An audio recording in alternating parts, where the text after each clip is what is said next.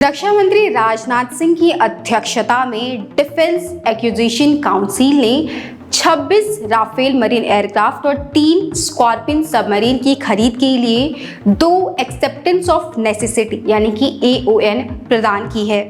गौरतलब है कि इस खरीद की कीमत 90,000 करोड़ रुपए होगी। नमस्कार, मैं हूं अपराजिता सिंह और आप देख रहे हैं इंडिया सेंटिनल्स।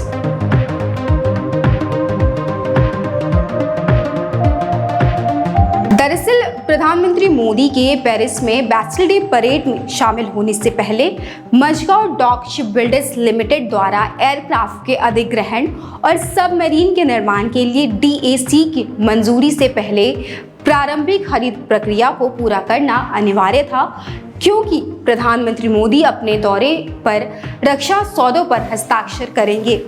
आपको बता दें कि DAC ने इंटर गवर्नमेंटल एग्रीमेंट के आधार पर फ्रांसीसी सरकार से भारतीय नौसेना के लिए संबंधित सहायक उपकरण, हथियार, simulator, spare, documentation, crew training and logistics support के साथ 26 राफेल मरीन एयरक्राफ्ट की खरीद के लिए एक्सेप्टेंस ऑफ नेसेसिटी प्रदान की है। अन्य देशों द्वारा समान विमान की कंपैरेटिव प्रोक्योरमेंट प्राइस सहित सभी रिलेवेंट एस्पेक्ट्स को ध्यान में रखने के बाद कीमत और खरीद की अन्य शर्तों पर फ्रांसीसी सरकार से बातचीत की जाएगी।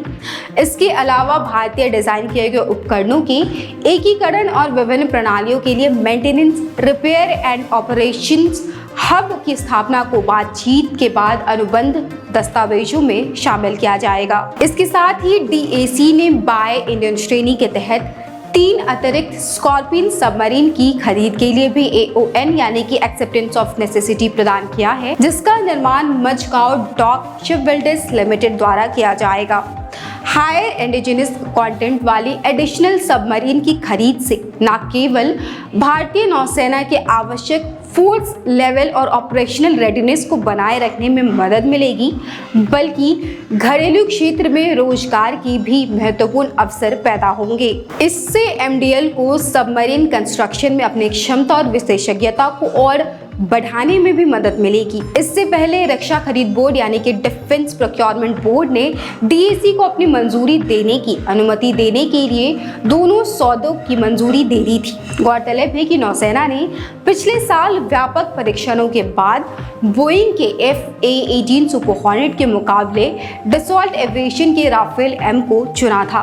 खास बात यह है कि प्रधानमंत्री मोदी द्वारा हाल ही में अपनी अमेरिका यात्रा के दौरान लगभग $1 बिलियन के GE-414 विमान इंजन सह विकास समझौते और तेजस MK2 विमान को पावर देने के लिए MQ-9V ड्रोन की खरीद पर हस्ताक्षर करने के बाद ये दूसरा सबसे बड़ा सौदा होगा जिसे भारत सरकार हस्ताक्षर करेगी। अभी खबरों में बस इतना ही। आगे सेना से जुड़े खबरों के लिए देखते रहें इंडिया सेंटिनल्स।